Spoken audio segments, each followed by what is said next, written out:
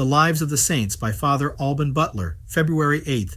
St. John of Matha, founder of the Order of the Trinitarians, A.D. 1213. St. John was born of very pious and noble parents at Faucon, on the borders of Provence, June 24, 1169, and was baptized John in honor of St. John the Baptist. His mother dedicated him to God by a vow from his infancy. His father, Euphemius, sent him to Aix, where he learned grammar, fencing, riding, and other exercises fit for a young nobleman. But his chief attention was to advance in virtue. He gave the poor a considerable part of the money his parents sent him for his own use. He visited the hospital every Friday, assisting the poor sick, dressing and cleansing their sores, and affording them all the comfort in his power. Being returned home, he begged his father's leave to continue the pious exercises he had begun and retired to a little hermitage not far from Faucon, with the view of living at a distance from the world and united to God alone by mortification and prayer. But finding his solitude interrupted by the frequent visits of his friends, he desired his father's consent to go to Paris to study divinity, which he easily obtained. He went through these more sublime studies with extraordinary success, and proceeded Doctor of Divinity with uncommon applause, though his modesty gave him a reluctancy to that honor. He was soon after ordained priest, and said his first Mass in the Bishop of Paris's chapel, at which the bishop himself, Maurice de Sully, the abbots of St. Victor and of St. Genevieve, and the rector of the university, assisted, admiring the graces of heaven in him, which appeared in his extraordinary devotion on this occasion, as well as at his ordination. On the day he said his first Mass, by a particular inspiration from God, he came to a resolution of devoting himself to the occupation of ransoming Christian slaves from the captivity they groaned under among the infidels, considering it as one of the highest acts of charity with respect both to their souls and bodies.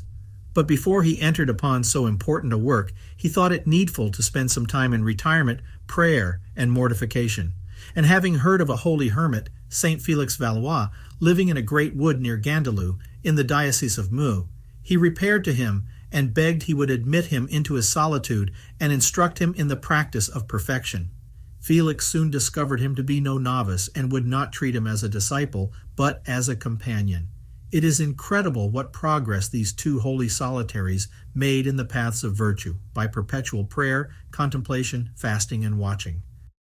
One day, sitting together on the bank of a spring, John disclosed to Felix the design he had conceived on the day on which he said his first Mass to succor the Christians under the Mahometan slavery, and spoke so movingly upon the subject that Felix was convinced that the design was from God and offered him his joint concurrence to carry it into execution.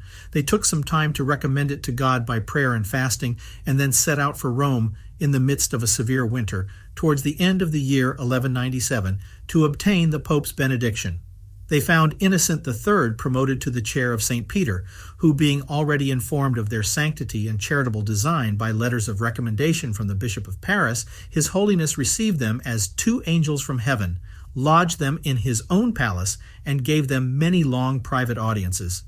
After which he assembled the cardinals and some bishops in the palace of St. John Lateran and asked their advice. After their deliberations, he ordered a fast and particular prayers to know the will of heaven. At length, being convinced that these two holy men were led by the Spirit of God, and that great advantages would accrue to the Church from such an institute, he consented to their erecting a new religious order, and declared St. John the first general minister. The Bishop of Paris and the Abbot of St. Victor were ordered to draw up their rules, which the Pope approved by a bull in 1198. He ordered the religious to wear a white habit with a red and blue cross on the breast, and to take the name of the Order of the Holy Trinity. He confirmed it some time after, adding new privileges by a second bull dated in 1209. The two founders, having obtained the Pope's blessing and certain indults or privileges, returned to France and presented themselves to the king, Philip Augustus, who authorized the establishment of their order in his kingdom and favored it with his liberalities. Gaucher III, Lord of Châtillon, gave them land whereon to build a convent.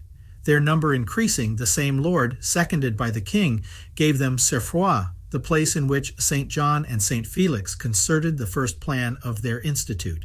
It is situated in Brie, on the confines of Valois. This house of Cerfois or de servo frigido, is the chief of the order. The two saints founded many other convents in France and sent several of their religious to accompany the counts of Flanders and Blois and other lords to the Holy War. Pope Innocent III wrote to recommend these religious to Miramelin, king of Morocco, and St. John sent thither two of his religious in 1201, who redeemed 186 Christian slaves the first voyage.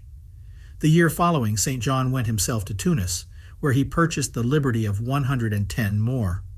He returned into Provence and there received great charities, which he carried into Spain, and redeemed many in captivity under the Moors.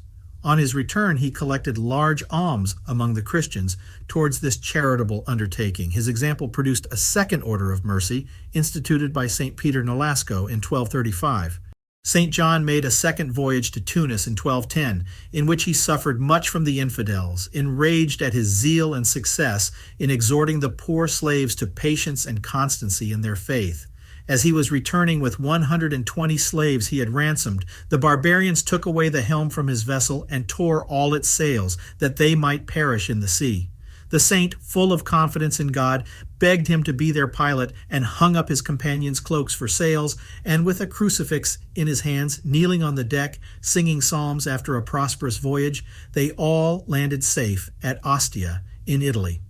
Felix by this time had greatly propagated his order in France and obtained for it a convent in Paris, in a place where stood before a chapel of Saint Mathurin, whence these religious in France are called Mathurins. St. John lived 2 years more in Rome, which he employed in exhorting all to penance with great energy and fruit. He died on the 21st of December in 1213, aged 61. He was buried in his church of St. Thomas, where his monument yet remains, though his body has been translated into Spain. Pope Honorius III confirmed the rule of this order a second time. By the first rule, they were not permitted to buy anything for their sustenance except bread, pulse, herbs, oil, eggs, milk, cheese, and fruit, never flesh nor fish. However, they might eat flesh on the principal festivals, on condition it was given them. They were not in traveling to ride on any beasts but asses. St. Chrysostom elegantly and pathetically extols the charity of the widow of Sarepta, whom neither poverty, nor children, nor hunger, nor fear of death withheld from affording relief to the prophet Elias, and he exhorts everyone to meditate on her words and keep her example present to his mind. "How hard or insensible soever we are," says he, "they will make a deep impression upon us, and we shall not be able to refuse relief to the poor when we have before our eyes the generous charity of this widow. It is true, you will tell me, that if you meet with a prophet in want, you could not refuse doing him all the good offices in your power. But what ought you not to do for Jesus Christ, who is the master of the prophets? He takes whatsoever you do to the poor as done to himself. When we consider the zeal and joy with which the saints sacrifice themselves for their neighbors, how must we blush at and condemn our insensibility at the spiritual and the corporal calamities of others? The saints regarded affronts, labors, and pains as nothing for the service of others in Christ. We cannot bear the least word or roughness of temper.